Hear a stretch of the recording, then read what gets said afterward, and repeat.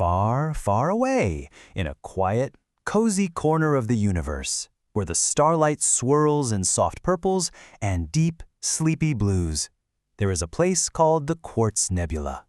And tucked away in all this beauty lived a little star wanderer. His name was Kael. Kael floated through the sparkly darkness in a tiny ship that looked just like a shimmering soap bubble. He called it the Cosmic Archaeologist. His little ship didn't have a noisy engine that went roar. Oh no. Instead, it hummed a soft, gentle melody as it drifted through the quiet of space. You see, Kael had a very special job. He was a Cosmic Archaeologist. Now that's a big name, but it just means he didn't search for old coins or treasures. Kael searched for sounds, the lost, forgotten sounds of the universe. And he had a wonderful, magical-looking tool to help him, the Cosmic Echo Collector.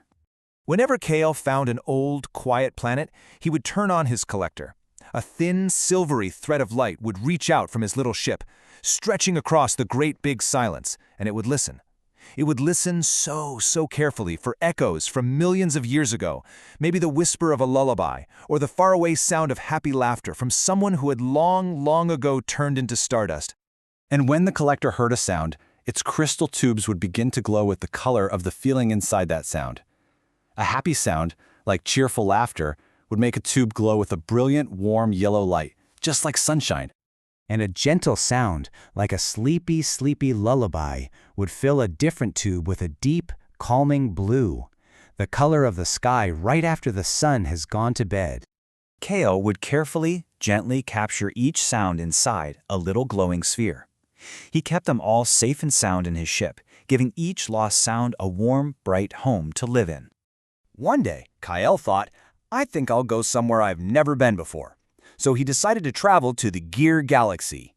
It was a place made entirely of giant machines, and other travelers would whisper that in the Gear Galaxy, there were no feelings at all, only logic.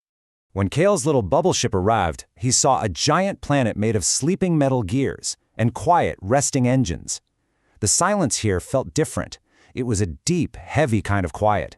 And the only thing you could hear was the faint, slow ticking of enormous sleeping machines. Kael turned on his echo collector, and it began to wait. And he waited for a very long time. The stars slowly turned outside his window, but his collector stayed dark. There was no warm yellow glow of laughter here, and there was no deep, sleepy blue of a lullaby. There was only the quiet tick-tock of the sleeping planet. Kael was just about to float away when he saw something. A tiny, tiny tremor in his echo collector. One of the crystal tubes began to shine with a color he had never, ever seen before. A soft, flickering, pale green. Kael listened very closely to the sound. It wasn't a song, and it wasn't a laugh. It was just a single, quiet tick. It was the sound of two little machine friends from millions of years ago gently touching their metal fingers together. It was their way of saying to each other, I am here, you are not alone. In that one little tick was the memory of a very old and special friendship. Kael carefully saved the sound in a brand new sphere. The pale green orb glowed softly next to the others. A quiet memory, now safe and warm forever. But just as he did, his communication screen blinked on, and on it appeared a pattern of 1,000 glowing lights. It was the main mechanism, the great thinking mind that was in charge of the entire Gear Galaxy. A voice that sounded like shifting gears and soft, gentle chimes filled the little ship. Visitor, we have observed you. You are collecting waste data, an old echo. You have collected the tick sound. What is its purpose? It cannot power a machine. It is useless. Kael looked out his window at the giant, perfect machines on the planet, where everything had a purpose and a job to do. Then he looked down at the soft, glowing spheres floating gently in his hands. He had never once thought about whether they were useful. He only knew that they were beautiful. Kael spoke so softly, his voice just a small whisper in the great, logical galaxy. Hello, main mechanism. You are right. This sound can't make a machine work. But that doesn't mean it is useless. The 1,000 lights pulsed gently. Define your logic, the main mechanism chimed. Value requires function. This sound is inefficient. Kael held up the little green sphere. Some things, he said, don't need to be useful to be valuable. Sometimes all they need is to have been loved once. That little tick-tock was a memory of two friends, and the memory of friendship is more precious than the biggest engine in the whole universe.